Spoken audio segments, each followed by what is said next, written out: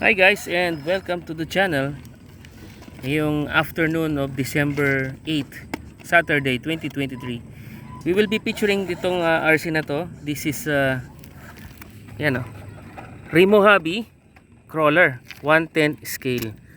Teka guys, wait lang. Yan, ito siya, Remo Hobby. Okay, so hindi pa po natin to personaling na i-run tong RC na to. Pero, wait, ang ganda ng view niya, oh. So we are now at Teresa Heights, Metro Manila Hills, Montalban. And pasensya na guys, no, sa mga manonood ng video at nag-expect ng Remo Hobby. Wala po tayong unboxing kasi kahapon binili ko tong RC and hindi siya kasya sa scooter namin dahil maliit lang scooter namin. So ang ginawa ko, tinapon namin yung box. Sad to say, gusto ko sana iwi, hindi kaya lang, hindi pwede. Tapos wala pa kaming dalang tape. Tape namin sana sa box ng scooter pero hindi possible eh. So tinapon na lang namin. So ito na 'yan. When you buy the Remo Hobby RC Crawler 110 scale, ito na siya for 10,999 pesos. Wala nga lang tong box na i-feature, no. So ang included, you have your RC, you have your transmitter. Pero wala po siyang kasamang AA battery, no. So bibili ka pa. Tapos ito yon, meron siyang kasamang manual, merong sticker. Yan. And then you have your tools. Ito. May tools siya dito, hindi ko pa nabuksan. So yan, oh. May mga body clips, no. May wrench. Tapos may light bar, pero walang light. Ayan. Tapos may mga iba pang, hindi ko alam kung ano to. May switch pa rito. So ito yon. So kasama sa package when you buy the 1099. So this is your crawler. Yan. Meron kang stock motor dito na 20 turns, 550 motor daw. So you have your ESC, ayan, ng Remo Hobby. Hindi ko lang kung 2S o 3S to, pero siguro up to 3S yan. Tapos may kasama ng included na 2S LiPo battery. So 'di ba, sang ka pa, nakakatuwang bumili. So for a 10,999 pesos, sabihin na natin 11,000, you have your basic crawler. Meron ka ng RC truck, meron ka ng LiPo bat, meron ka pang transmitter.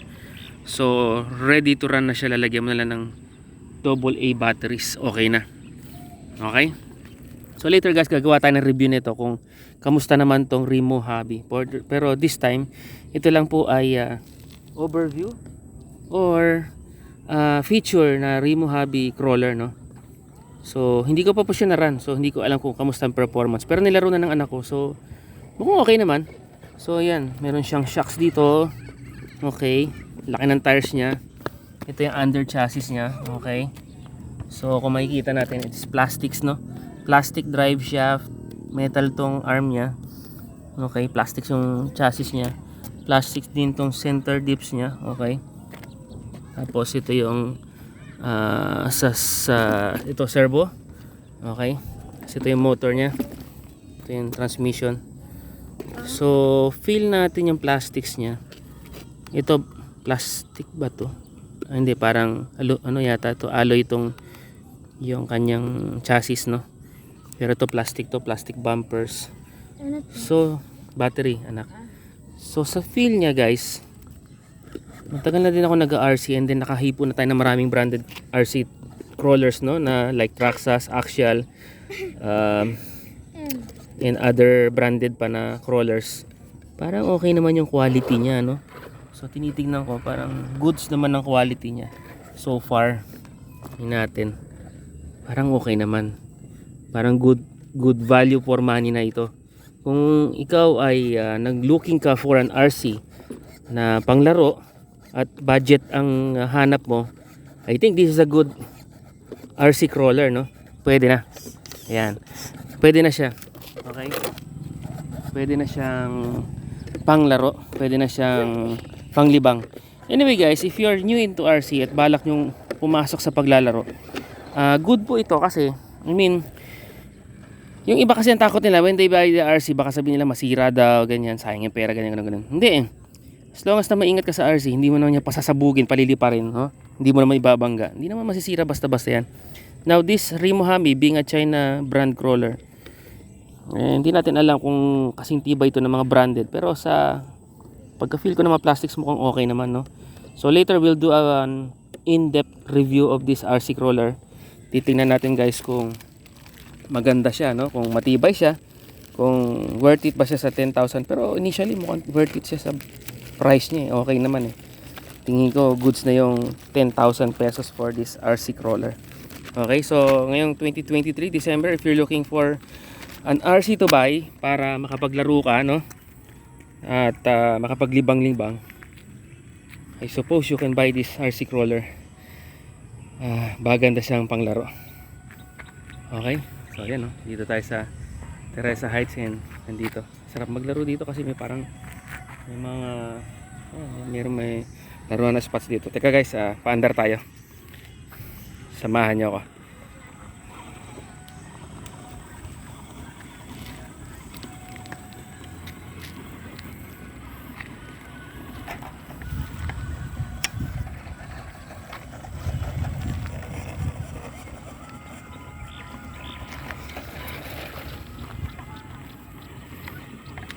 Oh, di ba guys? Okay naman siya. Oh, ayan.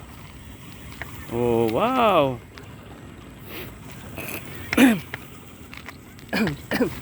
Tingnan natin kung may spot dito na pwede bumaba. Ayan, malalim dito. Teka, silipin natin. Ay, masyado matarik yata. Excuse me. I don't think kayang bumaba dito. Actually, medyo takot pa ako kasi this is a brand new RC crawler, kaya dito na lang guys. Yan. Paandar tayo. Mukhang okay naman. So yan guys, for December, if you want to buy a gift for your kids, if you want to buy a gift for yourself, at gusto mo mag-start into RC, yan, napaka-capable crawler niya for 11,000 pesos, no? 110 scale RC crawler. Okay naman. Not bad guys, not bad. So watch out kayo guys later for our long-term review of this RC crawler, do, di ba? Nabilisin natin ng konti. You know. Kita niyo pa guys? Boom. Yon. So okay guys. So this is our short review of Remo Hobby 110 scale RC crawler. RTR. Double A batteries na nakulang nyo, 4 pieces. Good na kayo for playing this RC. So that's it guys for our vlog this afternoon. I hope you enjoyed the video. Yun lang po. Bye bye.